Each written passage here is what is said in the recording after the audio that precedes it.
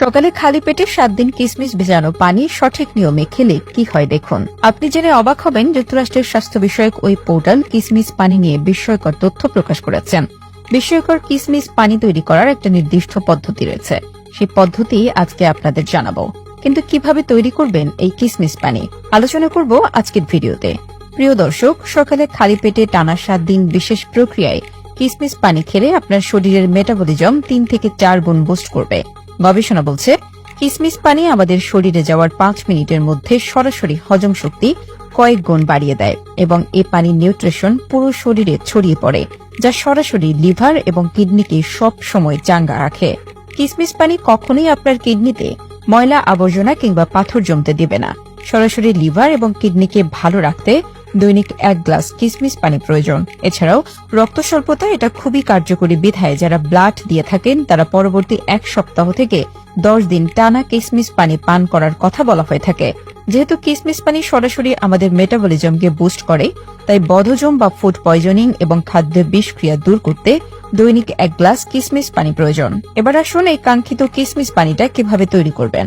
প্রথমেই প্রয়োজন হবে 2 কাপ বিশুদ্ধ পানির, অর্থাৎ 400 ml হলেই চলবে, এবং 100 গ্রাম বিশুদ্ধ কিসমিস। মনে রাখবেন, চকচক করা বিশুদ্ধ কিসমিস না কিনে একটু গাঢ় রঙের কিসমিস কেনার চেষ্টা করবেন, কারণ চকচক করা কিসমিসগুলোতে কেমিক্যাল মেশানো থাকে। মনে রাখবেন, এমন কিসমিস কিনবেন যা খুব শক্তও নয় আবার খুব নরমও নয়।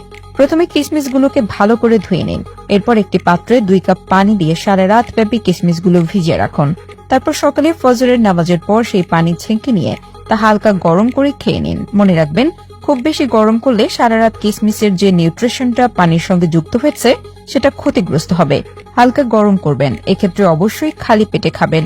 কোনোভাবে অন্য কোনো কিছু না খেয়ে ওই কিসমিস ভেজানো পানি খাবেন এবং এই পানি পান করার পরে 30 থেকে 35 মিনিট অন্য কোনো কিছু খাবেন না। এই কিসমিস পানি খাওয়ার পর ছেঁকে নেওয়া অবশিষ্ট কিসমিসগুলো আপনি চাইলে খেতেও পারেন অথবা না খেলেও চলবে। এমন নয় যে কিসমিসগুলো খেতেই হবে।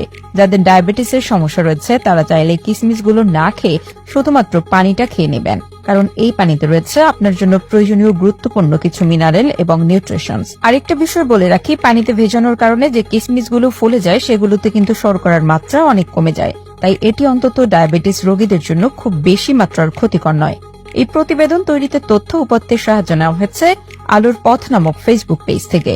ভিডিওটি অনেকের উপকারে আসতে পারে, তাই ভিডিওটিকে শেয়ার করুন। আগের ভিডিওটিতে অনেকেই কমেন্ট করেছেন, সবাইকে ধন্যবাদ। আপনি পৃথিবীর কোন জায়গা থেকে ভিডিওটি দেখছেন কমেন্ট করুন, যাতে পরবর্তী ভিডিওতে আপনাকে ধন্যবাদ জানাতে পারি। ভিডিওটি ভালো লাগলে লাভ রিয়াক্ট দিন, খারাপ লাগলে লাইক রিয়াক্ট দিন। এমন সব তথ্যবহুল ভিডিও পেতে আমাদের সাথেই থাকুন।